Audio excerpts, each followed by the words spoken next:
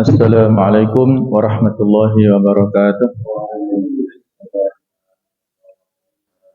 Alhamdulillah, alhamdulillahilladzi arsala rasulahu bil huda wa dinil haqq liyudhhirahu 'ala dini kullih wa kafa billahi shahida. Ashhadu an la ilaha illallah wahdahu la syarika lah, syahadatan tunji qailaha yauman nadamah. Wa ashhadu anna Muhammadan 'abduhu wa rasuluh turja syafa'atuhu yaumal qiyamah. Allahumma salli wa sallim ala sayyidina wa habibina wa maulana Muhammad wa ala alihi wa ashabihi wa man sara ala nahjihi wa da'a bi da'watihi ila yaumil qiyamah. Allahumma iftah lana qulubana wa alhimna rushdana wahdina ila siratikal mustaqim. Allahumma ati nufusana taqwaha wa zakkiha anta khairu man zakkaha anta waliyuha wa maulaha ya rabbal alamin. Allahumma inna nas'aluka ilman nafi'a wa na'udzubika min ilmin la yanfa'. Subhanaka la ilma lana illa ma 'allamtana innaka antal alimul hakim wa tub 'alaina innaka antat tawwabur rahim. Rabbi shrah li sadri wa yassir li amri wahlul 'uqdatam min lisani yafqahu qawli, amma ba'd. Hadirin hadirat para jamaah, Bapak Ibu rahimakumullah. Alhamdulillah, puja dan puji syukur selalu kita panjatkan kepada Allah Subhanahu wa taala atas limpahan nikmat dan karunia-Nya yang sangat banyak kepada kita sehingga kita bisa hadir di majelis ini. Mudah-mudahan seluruh amaliyah kita diterima oleh Allah Subhanahu wa taala, dilipatkan akan pahalanya, mendapatkan keberkahan untuk kita semuanya dalam kehidupan dunia hingga kita mendapatkan husnul khotimah, dipertemukan Allah taala di surganya Allah Subhanahu wa taala. Amin ya rabbal alamin. Ma'asyiral muslimin wal muslimat rahimakumullah. Pada kesempatan ini materi berjudul 8 kelelahan yang disukai oleh Allah Subhanahu wa ta'ala.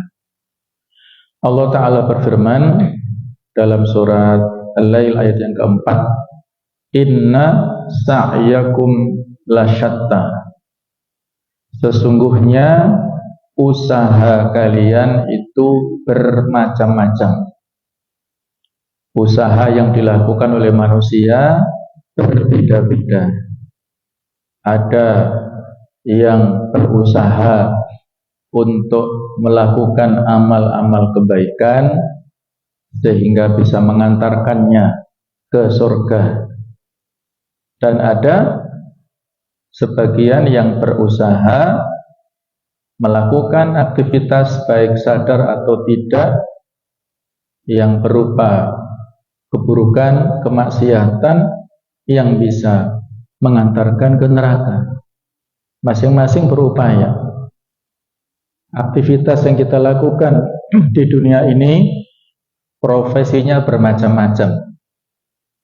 Setiap pagi kajian seperti ini saya sering berpapasan ataupun berbarengan dengan orang-orang yang mungkin ada yang pergi ke pasar, ada yang pergi ke tempat kerja, ada yang kemana-mana. Pokoknya masing-masing punya tujuan yang berbeda-beda ya.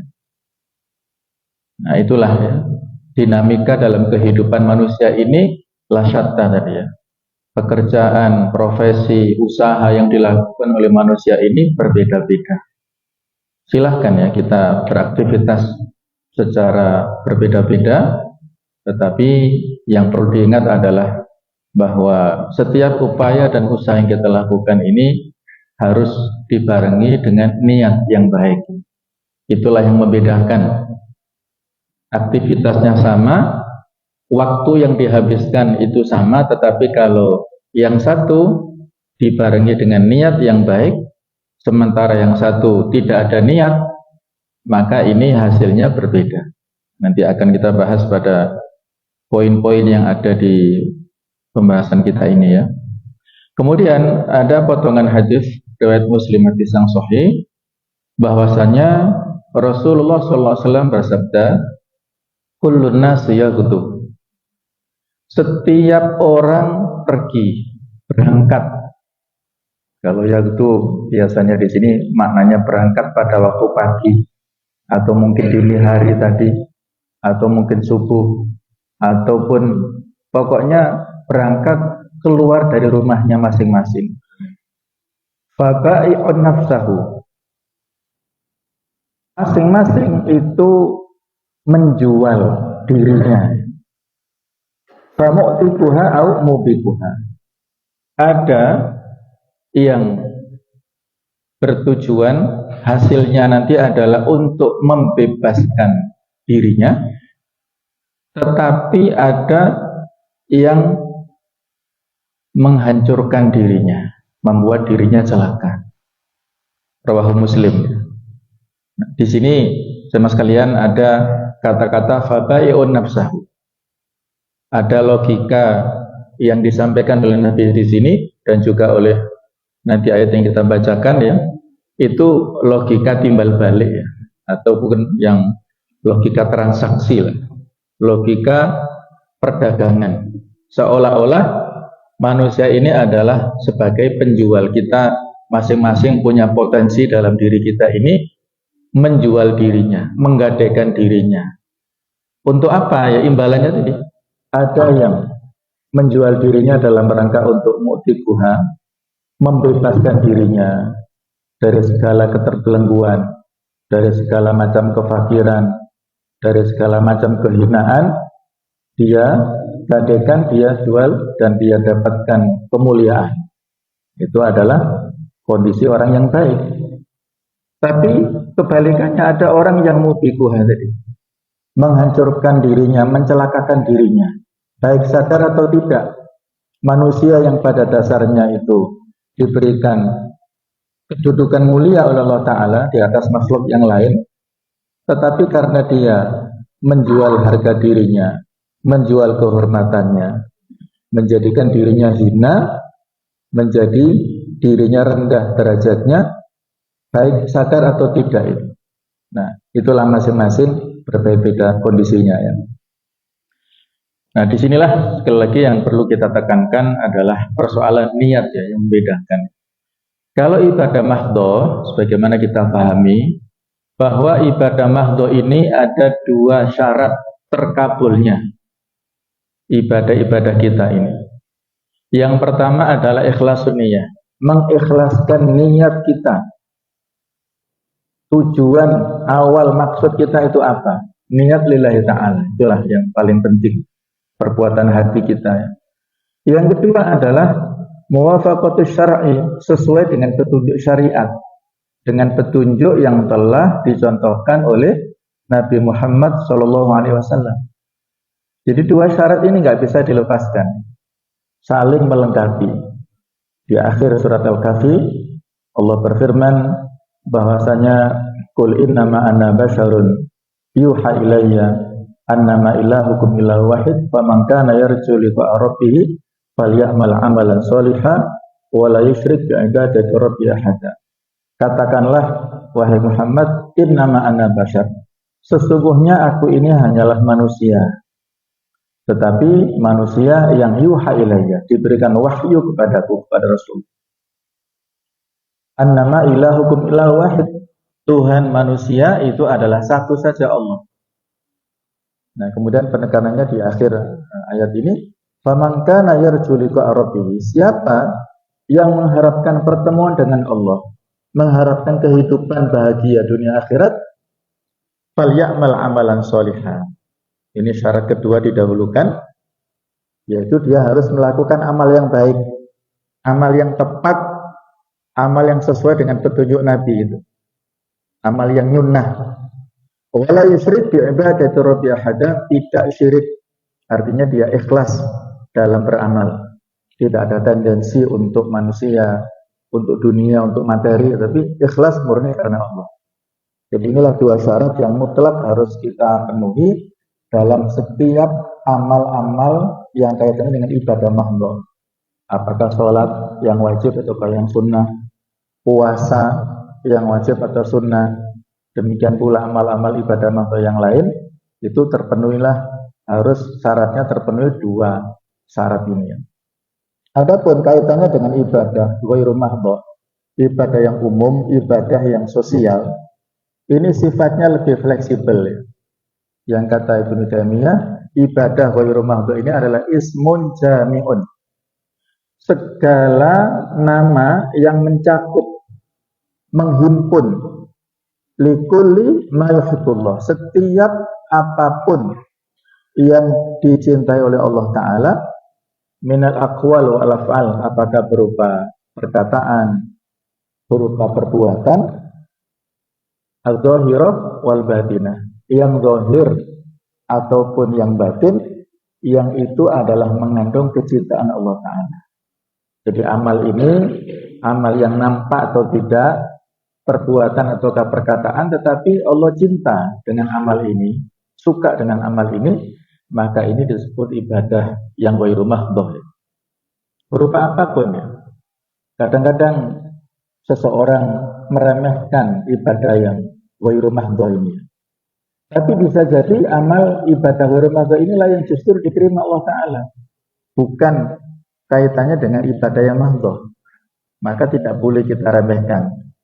Ada orang yang dia itu penuntut ilmu, rajin menuntut ilmu. Ya, ini kan kalau kita kaitkan barangkali lebih dekat ke ibadah mahdhah ya. Menuntut ilmu untuk supaya dia menjadi alim, bisa mendapatkan kemampuan ya dalam hal pengetahuan keagamaannya. Ya ini mungkin dekat dengan ibadah mahdhah lah. Kita belajar, kita thalabul ilmi ini ya.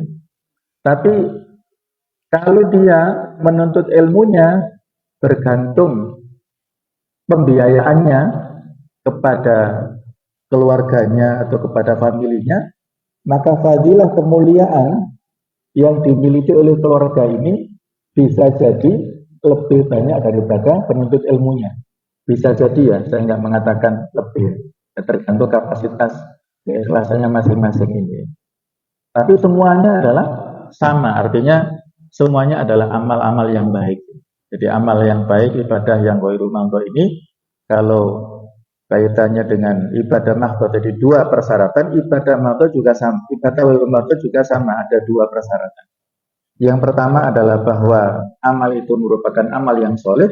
Yang kedua adalah keikhlasan. Itu tetap diperlukan dalam aktivitas ibadah-ibadah yang ghairu mahdhah, ibadah sosial. Hablum minan nas, kaitannya dengan hubungan kepada sesama manusia. Baik ya, ini sebagai mukadimah. Apa saja 8 aktivitas kita yang menjadikan kita mungkin lelah ya, mungkin kita bercurahkan keringat dan juga menguras energi kita, tetapi ini mendapatkan pujian, mengandung kecintaan Allah tadi yang akhirnya berdampak kepada pahala tadi. Yang pertama adalah lelah dalam berjihad di jalan Allah Subhanahu wa Ta'ala. Difirmankan Allah Ta'ala di surat At-Taubah 111. Innallaha ashtara minal mu'minina anfusahum wa amwalahum bi anna lahumul jannah. Sesungguhnya Allah membeli kepada orang-orang yang beriman, baik itu jiwa-jiwa mereka ataupun harta-harta mereka, bi anna lahumul jannah, bahwa mereka ini mendapatkan surga. Yuqatiluna fi sabilillah, mereka ini berperang di jalan Allah. Fayaqtuluna wa yuqtalun, sehingga mereka itu membunuh ataupun terbunuh, mati syahid. Al-ayat ila akhiril ayat. Jemaah sekalian, ini ayat-ayat seperti ini banyak dalam Al-Qur'an. Jadi logika-logika jual beli tadi ya, logika transaksi, logika perdagangan supaya kita ini lebih memahaminya. Ada tijarah. Ya ayyuhalladzina amanu hal adullukum ala tijaratin tunjikum min adzabin alim. Di surat As-Saff, wahai orang beriman, apakah mau aku tunjukkan kepada kalian perdagangan yang bisa menyelamatkan kalian dari azab yang pedih? Jadi ada kata-kata tijarah di sini. Di ayat 111 At-Taubah ini seperti itu. Allah menyampaikan bahwasanya innallaha ashtara, Allah telah di sini menggunakan fi'il madhi.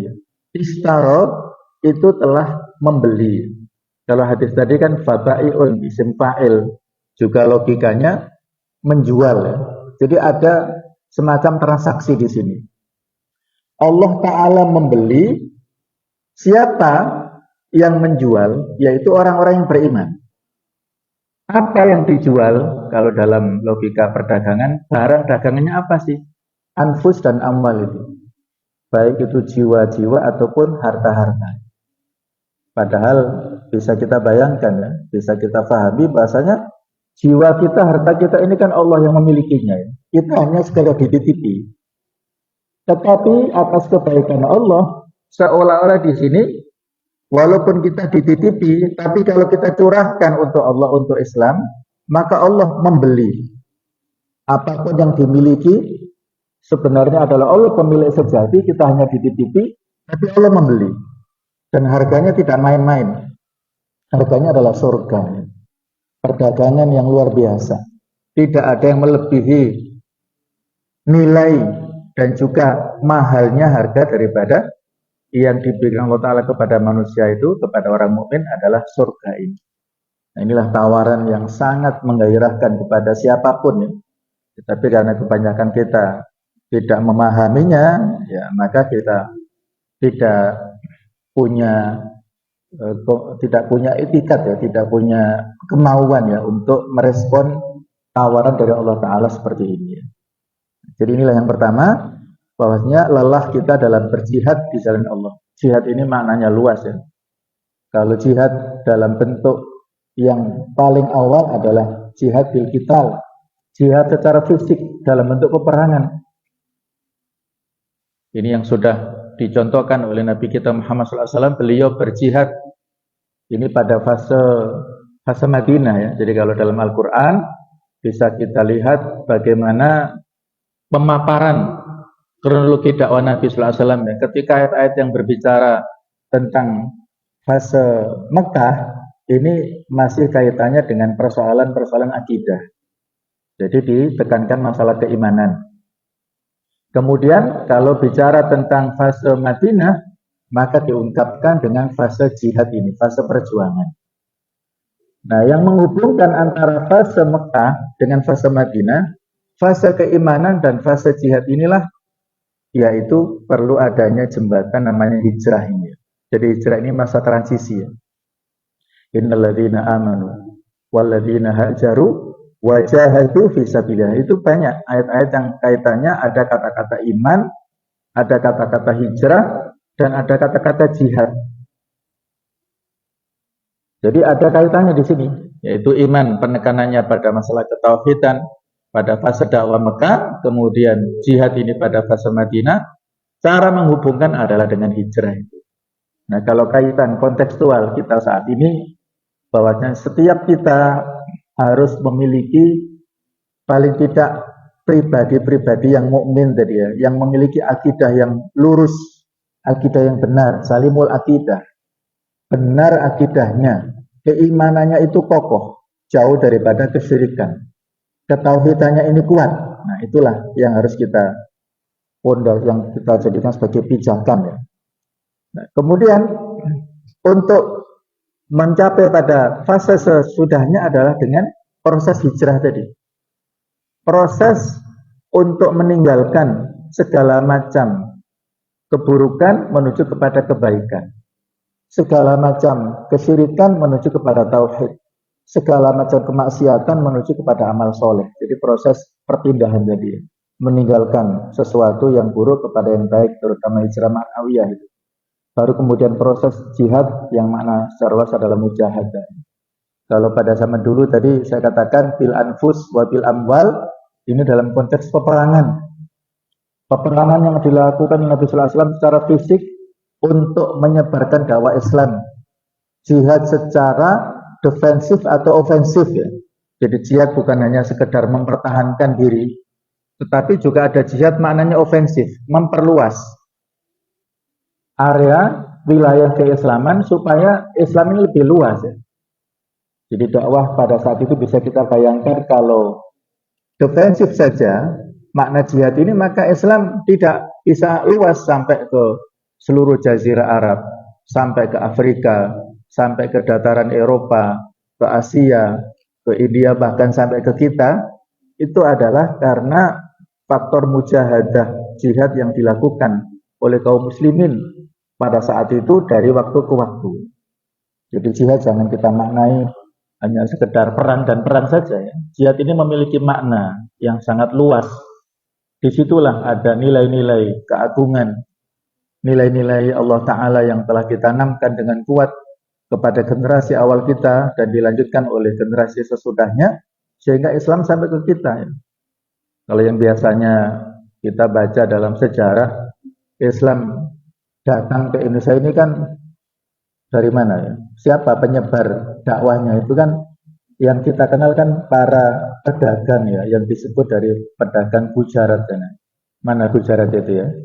Ya India ya. Kan biasanya sampainya hanya di situ saja. Padahal sebenarnya ya, India ini kan hanya tempat transitnya saja ya. Muaranya sana, yang startnya itu dari sana, dari Yaman, Hadramaut. Itulah pada asalnya para ulama pendahulu kita yang mendakwahkan ya, yang kalau di Jawa adalah para wali songo, itu kan dari sana asalnya ya, kakek ayahnya atau dari turunnya dari sana itu. Di kita juga banyak orang-orang Arab yang mungkin barangkali ada sebagian dilahirkan di sana, ada yang mungkin ayahnya atau kakeknya masih asli sana ya. Itulah asalnya, sehingga para duat ya, para pendakwah dari Arab itulah yang berjasa besar untuk mendakwahkan Islam sampai ke kita sekarang ini. Sehingga nggak bisa terpisahkan antara sejarah Indonesia dengan sejarah Arab, ini nggak bisa dipisahkan. Kalau bicara masalah nasionalisme itu nggak bisa dipisahkan. Para pejuang kita yang dari keturunan Arab itulah banyak memberikan kontribusi untuk baik itu proses kemerdekaan kita atau dalam hal mempertahankan kemerdekaan. Jadi makna jihad itu seperti itu ya, sangat luas, baik itu jihad bil anfus ataupun bil amal dalam bentuk yang fisik real, perjuangan nyata dalam bentuk angkat senjata ya. Yang kalau sekarang ini masih berada di Palestina ya. Saudara kita berjuang di sana secara fisik, mempertahankan eksistensi negaranya. Itu adalah kemuliaan dari penjajah orang-orang Israel. Itu jihad ya, mereka secara fisik langsung mempertahankan eksistensinya. Yang kita kalau di sini tidak mampu untuk memberikan bantuan secara fisik ya, paling tidak adalah dengan memberikan bantuan berupa finansial ataupun berupa doa-doa yang terbaik untuk mereka ya. Ketika Nabi ditanya oleh para sahabat, apa harus kita lakukan di Baitul Maqdis Rasulullah? Maka kata beliau, nyalakan minyak untuk penerangan di sana. Ini maknanya luas ya. Nyalakan minyak untuk Baitul Maqdis, Masjidil Aqsa. Ini kan bentuknya bisa berupa materi, bisa berupa uang. Tapi kalau nggak bisa, ya nyalakan minyak ini maknanya luas. Baik itu berupa dukungan moral, dukungan yang kaitannya dengan doa-doa kita terbaik ya untuk saudara kita di sana. Dan insya Allah ya itu ada berita-berita gembira ya. Saya beberapa waktu lalu ketemu dengan Syekh dari Palestina yang beliau tinggal di Istanbul yang concern dalam bidang Al-Quds ya. Itu memberikan berita-berita gembira. Ini adalah fase terakhir yang sebelum fase yang paling akhir nanti pada saat sebelum datangnya kiamat, yang insya Allah busyra kemenangan, isyarat-isyarat kemenangan itu sudah mulai muncul di sana. Jadi kita tidak perlu mengkhawatirkan ya, tetap kita doa-doa untuk saudara kita Palestina, tapi insya Allah optimisme mereka mendapatkan kemenangannya semakin dekat. Nah, tinggal kita tunggu saja waktunya kapan. Ini hanya menunggu waktunya kemenangan untuk mereka. Kemenangan untuk mereka adalah kemenangan untuk kita semuanya. Sebelum nanti pada puncak kemenangannya ada khilafah rasyidah. Khilafah rasyidah adalah kekhalifahan yang lurus. Keberadaan Imam Mahdi itu nanti adalah di Palestina sana. Jadi itulah berita-berita gembira untuk kita umat Islam ya. Palestina adalah jantung umat Islam. eksistensi umat Islam ada di sana. Nah, ini poin pertama, jihad maknanya secara tekstual atau kontekstual dalam bentuk mujahadah.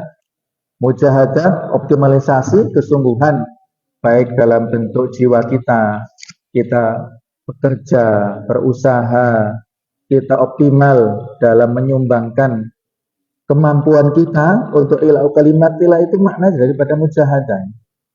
Yang kalau sekarang ini era mujahadah, jihad, dakwah, medsos misalnya ya, yang ini sudah diakui kan oleh orang-orang Israel, bahwasanya para hacker dari Indonesia ini menakutkan mereka, memberikan momok yang menakutkan untuk orang-orang Israel ini, karena kita jumlah terbesar kaum muslimin sedunia. Kalau kita bergerak untuk memberikan dukungan kepada saudara kita di Palestina, maka ini menakutkan orang-orang Israel tersebut dan orang-orang kafir di dunia pada umumnya. Ini makna jihad ya, kita berlelah-lelah dalam rangka memperjuangkan kalimatullah, meninggikan kalimat Allah. Ini kelelahan yang pertama yang sangat disukai oleh Allah Subhanahu wa taala. Yang kedua adalah kita lelah dalam berdakwah, mengajak orang lain pada kebaikan. Di surat 41 ayat 33, surat Fussilat ayat 33, "Wa man ahsanu qawlan mimman da'a ila Allah wa 'amila shalihan wa qala innani minal muslimin." Siapakah yang lebih baik perkataannya daripada orang yang berdakwah? Mimman da'a ila Allah, dari orang yang berdakwah kepada Allah Ta'ala, wa qala innani minal muslimin, wa 'amila shalihan, dia berbuat amal yang baik dan mengatakan aku adalah termasuk bagian daripada orang-orang muslim. Jadi kita berlelah-lelah dalam berdakwah, mengajak orang lain untuk masuk Islam kalau dia itu adalah kafir, dan untuk berislam lebih baik kalau dia sudah muslim. Dan dakwah ini dalam bentuk mengajak ini ya, jangan hanya diartikan sekedar kata-kata, hanya sekedar ceramah saja, ataupun khutbah, ataupun pidato di mimbar-mimbar, tidak ya. Dakwah secara real yang dibutuhkan di masyarakat itu justru lebih mengena. Dakwah bil hal istilahnya ya. Dakwah dalam bentuk praktek nyata. Kalau dakwah secara retorika dalam bentuk ceramah, dialog, ini kan pendengarnya juga terbatas ya kan. Pesertanya juga terbatas, orang yang mau mendengarkan juga terbatas. Tetapi kalau dakwah ini dalam bentuk yang real, dimanapun level dan peluang yang kita dapatkan, itu dampaknya lebih nyata. Yang kalau dakwah ini kan bisa secara umum ya, mengajak kepada kebaikan, amar ma'ruf nahi mungkar, itulah dakwah. Amar ma'ruf nahi mungkar ini kan ada tahapan-tahapannya. Man ra'a minkum mungkaran falyughayyiru biyadihi. Siapapun di antara kalian yang melihat kemungkaran, hendaklah dia melakukan perubahan. Pertama dengan biyadihi, dengan tangannya, tenaganya. Yang arti secara nyata adalah dengan jabatannya, dengan kekuasaannya, dengan wewenangnya. Itu ya dakwah dengan tangan seperti itu sekarang ini. Sehingga dakwah yang dilakukan oleh para penguasa, para pejabat yang punya wewenang untuk membuat keputusan kebijakan itu lebih tepat dan lebih efektif daripada dakwah yang disampaikan fa'ilam yastati fabilisanihi, ya, kalau nggak mampu dengan tangannya, dengan lesannya, dengan nasihatnya, dengan ceramahnya, dengan kata-katanya. Fa'ilam yastati fabiqolbi, kalau tidak mampu maka tahapan yang paling akhir dengan hatinya, mengingkari dalam hatinya itu kemungkaran, tapi saya nggak sanggup merubahnya secara langsung, hatinya mengingkari. Nah, itu dakwah yang dengan hati, yang kalau nggak dengan hati saja nggak mampu, ya tidak ada keimanan dalam diri kita. Nah, tadi saya contohkan bahasanya dakwah dilihat, dakwah dengan kekuasaan, dengan jabatan ini lebih efektif, langsung bisa pada sasarannya. Yang contoh mudah itu adalah pada saat Gubernur Jakarta pada saat itu ya, Pak Anies Baswedan saat awal-awal jabat jadi gubernur, itu ada praktek kemungkaran, kemaksiatan yang bertahun-tahun tidak bisa dihentikan ya. ada sebuah hotel besar, Hotel Alexis, di salah satu lantainya itu terjadi banyak praktek kemaksiatan yang dikatakan surganya laki-laki lah gitu. Siapapun laki-laki yang punya uang, ke situ dia akan mendapatkan kepuasan dunia, apapun jenisnya. Ini seluruh dai mubalik kan memberikan ceramah, memberikan nasihat yang berkali-kali supaya ditutup dan seterusnya, tapi nggak diindahkan, nggak dihiraukan.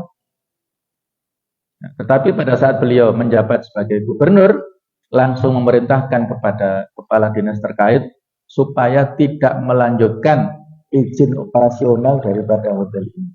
Maka sudah, ya, tidak ada izin, tidak ada tanda tangan, tidak ada legalitas dari pemerintah, maka otomatis stop. Jadi itulah efektivitas, ya. Mengingkari kemungkaran dalam bentuk kebijakan seperti itu. Ketika pengambil kebijakan orang soleh, orang baik, dan apa yang dijadikan sebagai undang-undang ataupun peraturan daerah itu adalah kebaikan, maka ini mengikat, tidak bisa dibantah. Kalau dibantah, dilawan, maka berhadapan dengan hukum. Setiap undang-undang, setiap peraturan daerah itu ada ikatan hukumnya, konsekuensinya. Yang itu nggak bisa dilakukan oleh orang-orang yang normatif, ya, menyampaikan nasihat saja, nggak bisa. Kalau nasihat ini kan normatif, teori saja. Dilaksanakan alhamdulillah, nggak dilaksanakan nggak ada dampaknya. Tapi kalau kepala daerah, apalagi seorang presiden, kepala negara, membuat kebijakan undang-undang yang kalau itu dilanggar, maka ini akan bisa berdampak pada konsekuensi pidana. Nah, itulah maknanya, ya, dakwah secara luas. Kita berlelah-lelah dalam bentuk dakwah secara konstitusi, ya, dakwah konstitusi, jihad konstitusi inilah yang kontekstual saat ini sangat dibutuhkan oleh masyarakat kita. Karena apabila undang-undang, ya, kalau sifatnya nasional, kalau daerah adalah peraturan daerah ini yang memiliki wewenang untuk membuatnya dan melaksanakannya serta menegakkannya, ini ya ada porsinya, ya, karena di dunia atau negara demokrasi ini kan ada 3 wewenang pembagian, ya, wewenang ini, ya, ada yang bertugas untuk membuat undang-undang atau aturan-aturan, ya, yaitu legislasi ini porsinya para legislator kita di parlemen kita ini. Kemudian pelaksananya, eksekutornya adalah mereka yang berada di ruang eksekutif, mulai dari presiden, menterinya sampai kepala daerahnya. Inilah yang melaksanakan undang-undang ini, ataupun yang menegakkan undang-undang ini adalah mereka yang bergerak di bidang yudikatif. Ini masih wewenang pusat, ya. Jadi kalau orang-orang yang baik menguasai 3 sektor pemerintahan ini, insya Allah negara ini akan baik, akan lurus menjadi baldatun thayyibatun wa rabbun ghafur.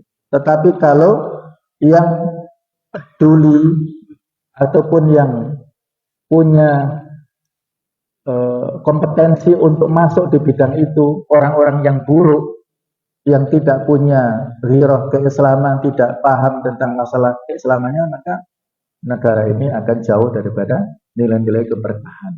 Maka inilah kita saat ini sedang pada masa suksesi, ya, kepemimpinan 5 tahunan, kita manfaatkan dengan sebaik-baiknya supaya nantinya negara kita ini mendapatkan ridho dari Allah Ta'ala. Kita pilih para pemimpin yang berkompeten, yang punya kapasitas, yang punya akhlak, kredibilitas yang baik, moral yang baik, punya sifat yang amanah, yang bisa menunaikan tugas-tugasnya untuk kepentingan bangsa dan negaranya, bukan semata-mata untuk kepentingan pribadi dan golongannya. Nah, inilah makna dakwah secara umum, ya, mengajak kepada kebaikan dalam bentuk yang umum. Yang berikutnya, yang ketiga adalah lelah dalam beribadah dan beramal soleh. Di surat 29 ayat 69 Al-Ankabut ayat terakhir, walladzina jahadu fina lanahdiyannahum subulana wa innallaha lama'al muhsinin. Dan orang-orang yang bersungguh-sungguh, mereka bersungguh-sungguh berjihad di jalan kami, lanahdiyannahum subulana, pasti kami akan tunjukkan mereka itu kepada jalan kami. Wa innallaha lama al-muhsinin, sesungguhnya Allah Ta'ala bersama-sama dengan orang-orang yang berbuat kebaikan. Jadi lelah kita dalam beribadah ini kaitannya ya ibadah-ibadah mahdhah ya, ibadah kita berlelah ya, bangun malam untuk sholat tahajud. Kita berlelah pergi ke masjid untuk sholat berjamaah subuh. Kita berlelah untuk baca Al-Quran, walaupun terkantuk-kantuk. Kita berzikir, kita berdoa, kita berlelah untuk melakukan amal-amal ibadah yang lainnya. Itu adalah hal yang sangat dicintai oleh Allah Ta'ala. Tidak ada yang sia-sia. Amal apapun yang kita lakukan untuk ibadah yang kaitannya dengan poin ketiga adalah ibadah yang khusus, ibadah yang mahdhah ini tidak ada yang sia-sia. Bisa jadi amal-amal ibadah yang mungkin itu adalah sunnah, yang kecil-kecil itu bisa jadi makbul ya, di sisi Allah. Bukan ibadah yang prestisius. Misalnya haji atau umroh ya, yang kita lakukan ini kan potensi riaknya tinggi ya. Orang yang sudah bisa berangkat umroh, bisa berangkat haji ini kan level-level menengah ke atas ya. Dan ini itu tadi potensi godaan untuk kita menjadi riak ataupun ujub ataupun guru ini sangat besar. Dia publish, dia publikasikan, dia undang kawan-kawannya siapapun ya untuk menghadiri tasyakurannya, dia ceritakan berita-berita tentang kondisi di tanah suci dan sebagainya. Ini kan banyak mengandung potensi tadi ya, potensi riak, mendapatkan pujian daripada orang-orang. Itu kan akhirnya terkikis ya, pahalanya menjadi hilang. Itu potensi daripada amal-amal ibadah prestisius. Tapi kalau ibadah-ibadah mahdhah yang sifatnya kecil-kecil, yang mungkin kita juga lupa ya, karena sudah menjadi kebiasaan, itu bisa jadi yang akan diterima adalah yang kecil-kecil itu. Maka jangan remehkan ibadah ini sekecil apapun. Baik, yang keempat adalah, ini terutama bagi ibu-ibu ya, dan juga kita, tentunya bapak-bapak yang menjadi pemimpin di rumah tangga ya. Kita berlelah-lelah.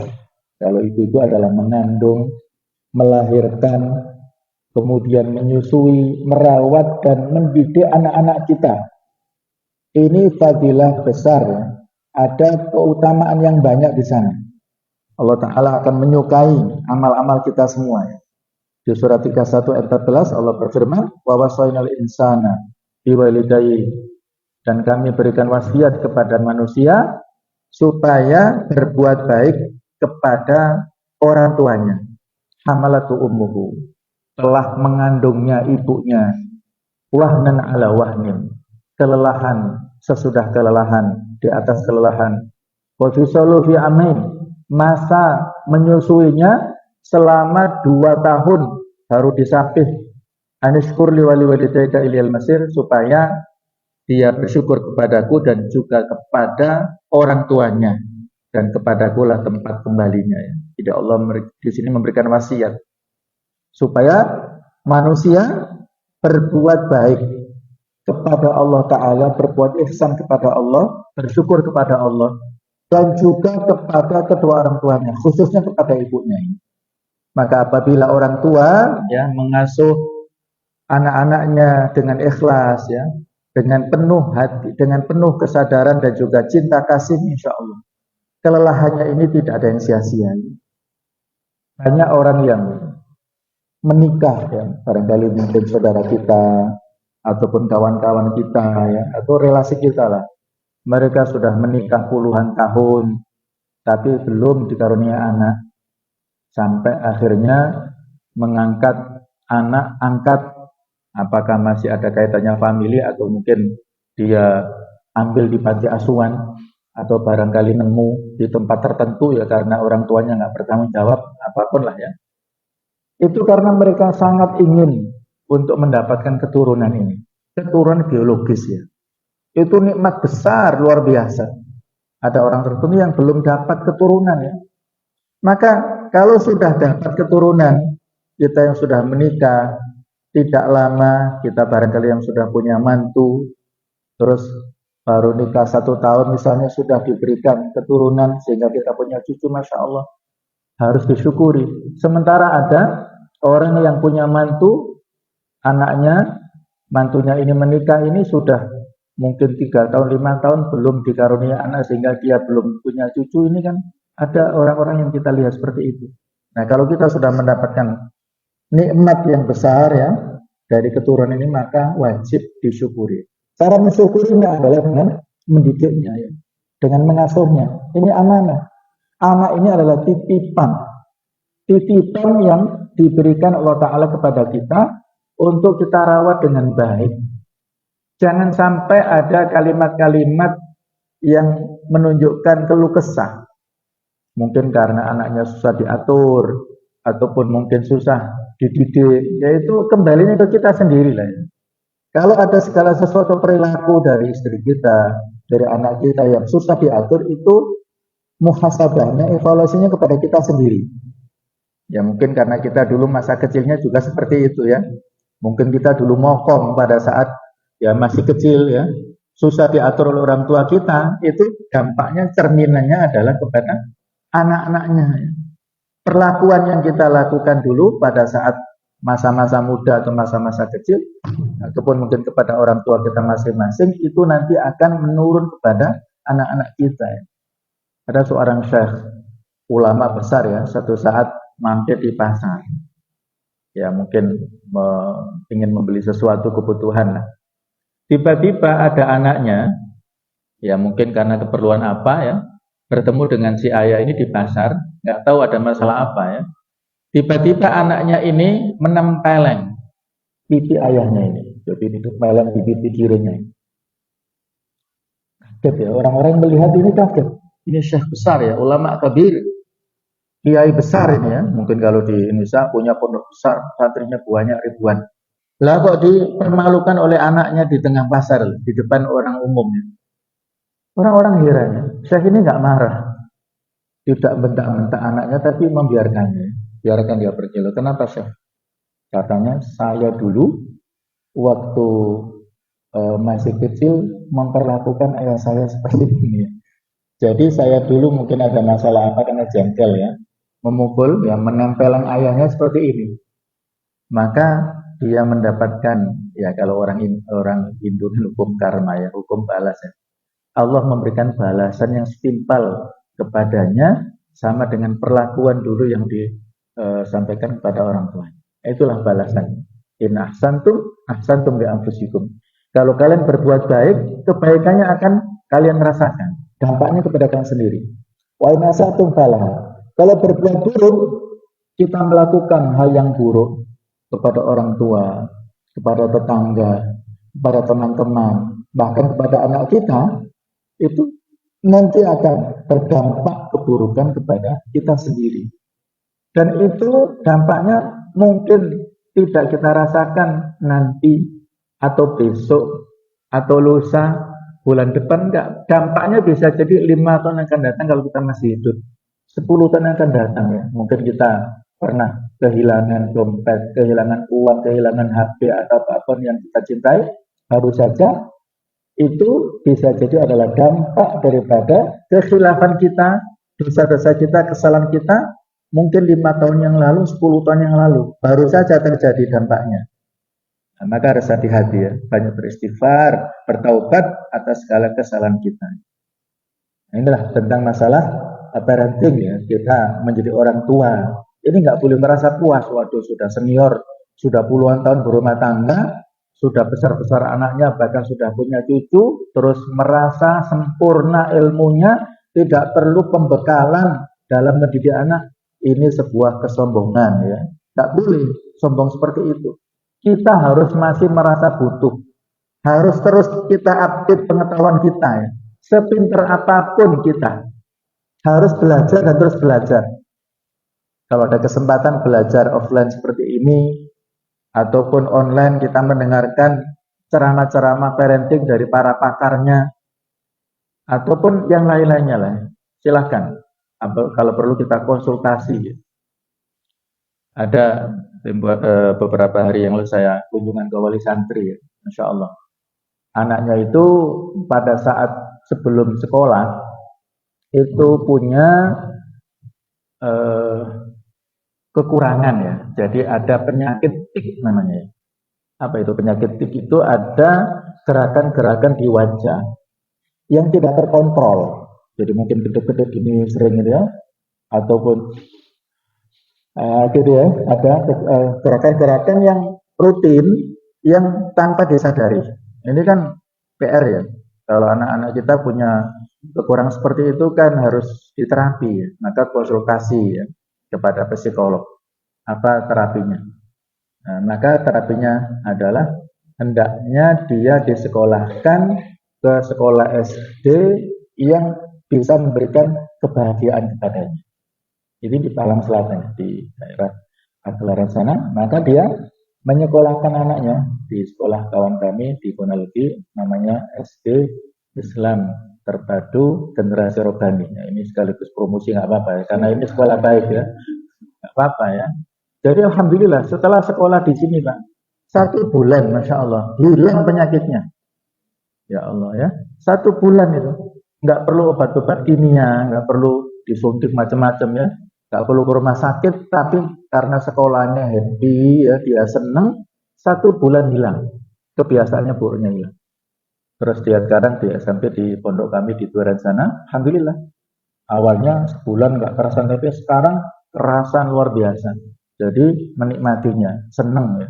Nah itulah ya, kita mengasuh anak-anak kita dengan hati kita ya. Kita kalau mereka ada kekurangan, ada kesalahan atau apa itu, kita sebagai orang tua harus kita hadapi dengan hati kita didik dengan nyaman ya.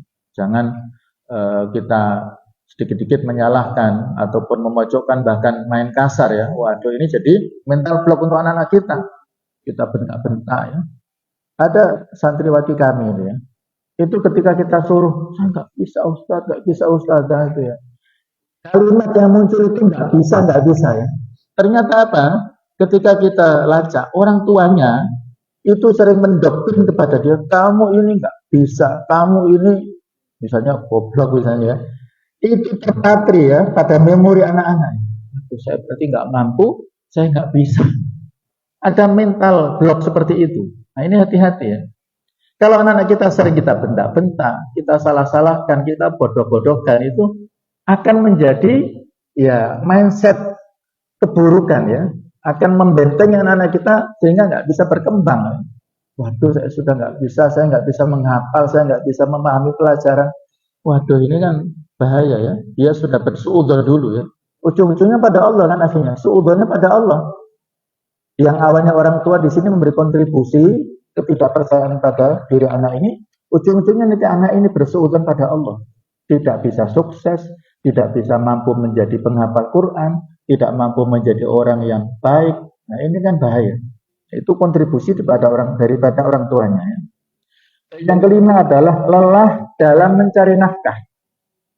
Ini terutama bagi ayah, bagi para orang tua, ayah biasanya sebagai qawwam ya, rijal qawwamun 'alan nisa. Laki-laki ini sebagai pemimpin atas kaum wanita, terutama dalam bidang rumah tangga ya. Kewajiban untuk menyediakan sandang, pangan, papan ini pada laki-laki. Selevel tinggi apapun istrinya, misalnya kalau di militer atau mungkin di kepolisian istrinya jenderal barangkali ya, nah, terus istrinya suaminya barangkali masih apa Pak, mayor misalnya ya. Nah, tapi kalau di rumah tangga, nah, di rumah tangga istri harus taat pada suaminya. DP-nya susah Pak ya. Kalau di eselon pemerintahan, istrinya kepala dinas, nah, suaminya hanya kepala bidang saja, misalnya ya. Itu di pemerintahan. Kalau di rumah tangga harus taat pada si suaminya. Nah, jadi itulah kita lelah dalam mencari nafkah untuk orang tua, Masya Allah. Ini luar biasa ya. Di surat Al-Jum'ah 10, "Fa'idza qudiyatis shalah fantashiru fil ardi." Kalau sudah selesai sholat Jumat, fantashiru fil ardi. Bertebaranlah di muka bumi. Wabtaghu min fadlillah. Dan carilah, coba. Ini diksi ya, redaksi Al-Qur'an itu sangat detail. Wabtaghu min fadlillah. Allah menggambarkan rezeki itu, harta itu dengan fadlillah ya. Apa fadilah? Fadilah karunia dari Allah. Dan carilah karunia dari Allah. Allah tidak mengatakan carilah harta, carilah rezeki, enggak, tapi wabtahu min fadillah. Carilah karunia dari Allah, keutamaan fadilah dari Allah. Jadi orang yang mencari nafkah itu berarti mencari fadilah dari Allah, mencari karunia, mulia sekali. Walaupun hujan-hujan, walaupun dingin, walaupun panas, masya Allah ya, kita ikhlaskan niat kita. Itu adalah pekerjaan yang sangat mulia, yang sangat terhormat apabila halal ya, apapun profesinya.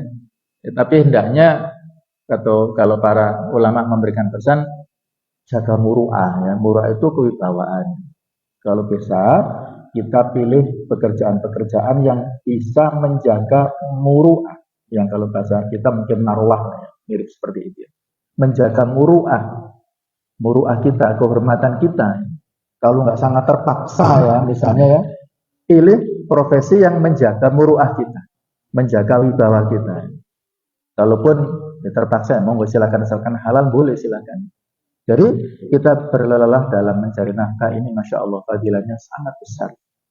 Ada di antara, ada hadis mengatakan ada sebuah dosa ataupun khilaf salah ya, yang Allah tidak mengampuni dengan puasa ataupun dengan sedekah ataupun dengan haji. Allah nggak bisa menjadikan ini sebagai kafarah dengan ibadah mahdhah, tapi justru dengan berlelah-lelah dalam mencari nafkah itu justru menjadi kafarat penghapus daripada beberapa kesalahan kita. Nah, itu ada hadis ya, saya dalam kesempatan ini biasanya saya ingat, tapi di sini saya pas lupa, sehingga maksudnya seperti itu ya. Setiap kita pulang kerja dalam keadaan capek-capek, dalam keadaan kita lelah, maka amsa maghfuran, orang ini sore harinya dalam keadaan diampuni kesalahan dan dosa-dosanya. Yang keenam adalah lelah dalam mengurus keluarga. Surat At-Tahrim ayat yang ke-6. Kalau yang keempat tadi secara fisik ya, proses mengandung, melahirkan, kemudian menyusui, merawat dan mendidik anak ya kalau masih kecil. Kalau di sini adalah lelah dalam mengurus keluarga yang sifatnya lebih luas ya. Keluarga, anak-anaknya mungkin sudah besar, kemudian juga dalam rumah tangga ya, terus mengurus, tidak boleh ada kata puas di sini ya. Dalam teori parenting Nabawi, Bapak Ibu sekalian ya, kita ingin menjadikan anak-anak kita supaya baik, itu dimulai adalah pranikah. Sebelum menikah, itu harus sudah dimulai.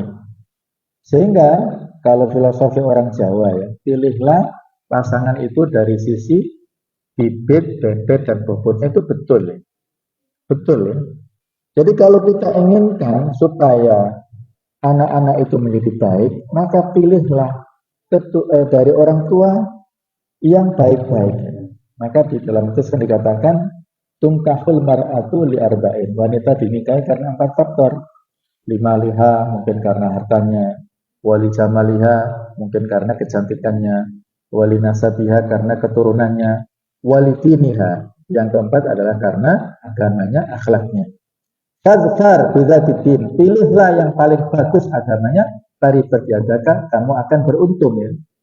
Memang yang menjadi pertimbangan ada faktor uang, kekayaan, ada faktor yang kaitannya dengan kecantikan, ada faktor kaitannya dengan nasab, tapi ini akan hilang, tidak abadi ya. Mungkin sekarang kaya, bisa jadi karena sesuatu sehingga ditipu menjadi bangkrut, bisa jadi.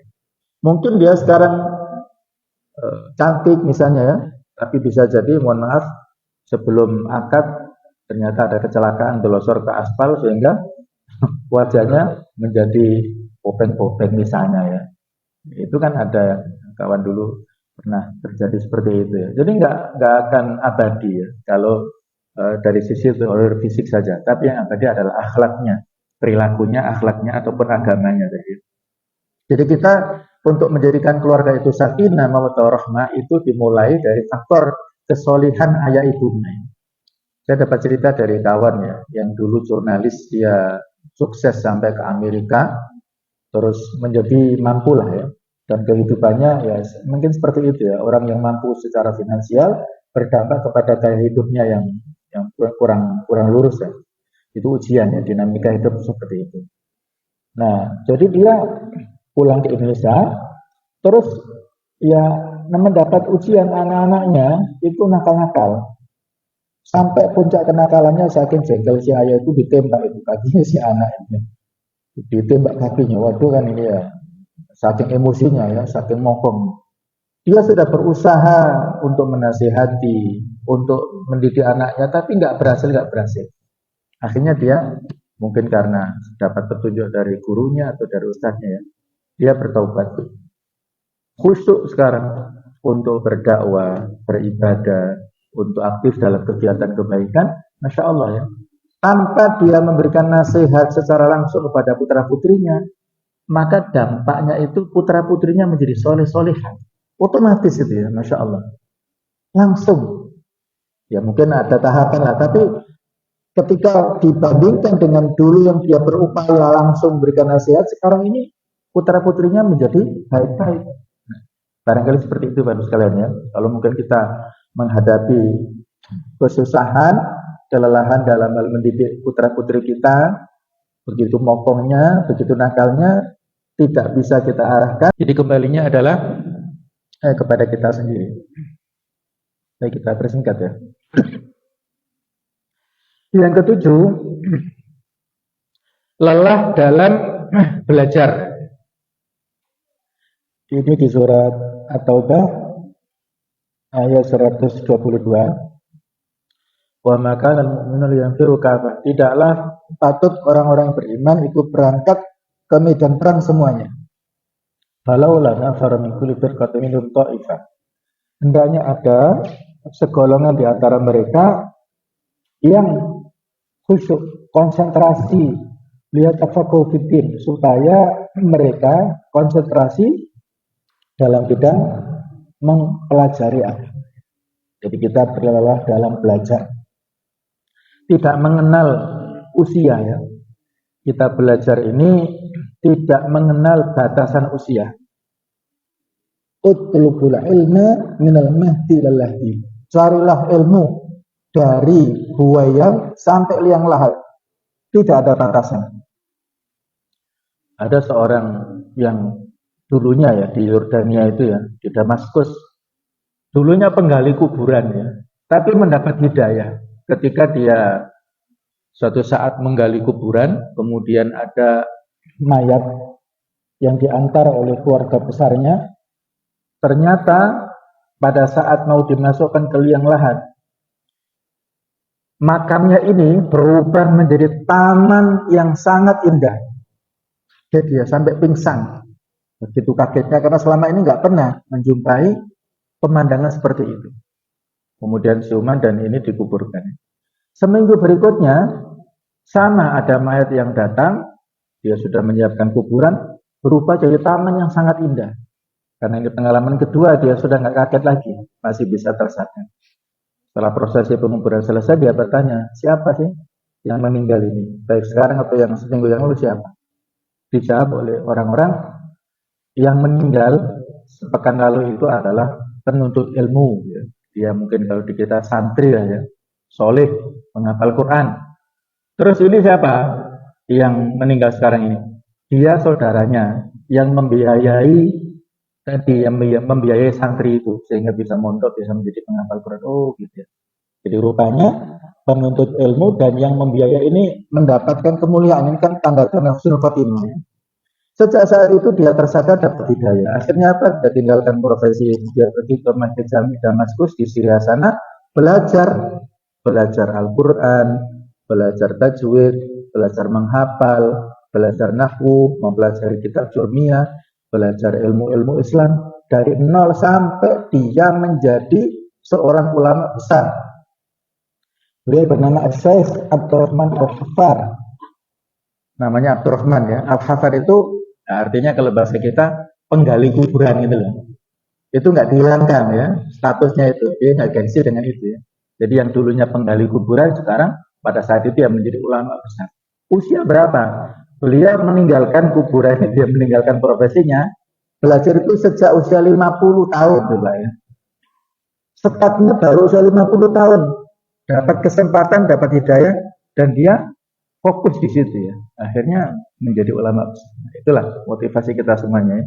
Nggak mengenal usia. Atau ibu-ibu yang sudah sepuh, sudah tua, sebelumnya nggak bisa baca Quran, baru belajar usia 60 tahun baru mulai. Belajar dari nol sampai bagus bacaannya, sampai bisa menghafal, bahkan bisa menjadi hafizah. Penghafal Quran 30 juz usianya mungkin 60 sekian karena ada waktu ya beberapa tahun dia menghafalkan. Nggak ada kata berhenti ya. Justru orang-orang yang masa tuanya, masa pensiunnya ini dekat dengan Al-Quran berarti dia tanda-tanda husnul khotimah ya. Mungkin masa mudanya dulu jauh dari masjid, jauh dari Al-Quran. Sekarang ini masa-masa yang mungkin waktunya sudah longgar, mungkin pendapatan juga sudah pendapatan pasif ya dia dapatkan, maka itulah waktu untuk belajar dan lelah dalam belajar. Yang kedelapan, yang terakhir adalah lelah dalam kesusahan, kekurangan dan sakit. Surat 2, 155 ya. Walana beluanakum bisyai'in minal khawf wal ju' wa naqsin minal amwali wal anfus wa thamarat wa basyiril sabirin. Dan pasti kata Allah kami berikan ujian pada kalian dengan sesuatu, baik itu berupa ketakutan, ataupun rasa lapar, ataupun kekurangan dalam hal harta, ataupun dalam hal makanan. Tetapi berilah berita gembira kepada orang-orang yang bersabar. Jadi bersabar, lelah dalam menghadapi musibah, kesusahan. Orang itu kan hidup nggak mungkin 100% gembira ya, semuanya sesuai dengan persepsinya, keinginannya, nggak mungkin ya. Pasti ada masa-masa dia itu mendapatkan kesusahan, ada masa-masa paceklik, masa-masa musibah, itu biasa siklusnya. Roda kehidupan kadang kita di atas ya, kadang kita di bawah. Seperti orang naik tangga, orang naik jalan yang mendaki, kita seperti naik gunung gitulah ya. Kadang-kadang kita perlu usaha supaya kita dapat sukses. Kalau sudah sukses jangan lupa dengan orang-orang di bawahnya, ya, itu biasa. Kalau kita dalam kondisi yang terpuruk, itu biasa kita nikmati. Rumah tangga juga seperti itu. Kadang bahagia, kadang susah, biasa. Kalau sekarang terus kita hadapi kebahagiaan, nanti tunggu saatnya. Ya, saatnya kita dalam kondisi pada titik nol, titik yang sangat krisis, itu silakan dinikmati masa-masa seperti itu. Yang paling penting adalah kesabarannya. Jadi kita lelah dalam menanggung segala macam kesusahan, maka insya Allah kita akan dapat kecintaan dari Allah Ta'ala. Inilah 8 kelelahan yang mudah-mudahan ya, bisa memberikan pencerahan kita semuanya. Yang pertama adalah lelah dalam berjihad, yang kedua adalah lelah dalam berdakwah, ketika kita lelah dalam beribadah, keempat adalah lelah dalam mengasuh anak-anak kita, yang kelima lelah dalam mencari nafkah, keenam lelah dalam mengurus keluarga, ketujuh lelah dalam belajar, yang kedelapan adalah lelah dalam menanggung segala macam kesusahan. Mudah-mudahan Ta'ala memberikan perlindungan kepada kita semuanya, kepada keluarga kita, dan juga kepada anak-anak kita semuanya. Semoga menjadi anak yang soleh-solehah, menjadi penerus perjuangan kita semuanya, dan mendoakan kita pada saat kita meninggal nanti, insyaAllah. Subhanakallahumma bihamdik, asyhadu an la ilaha illa anta astaghfiruka wa atubu ilaik. Wassalamualaikum warahmatullahi wabarakatuh.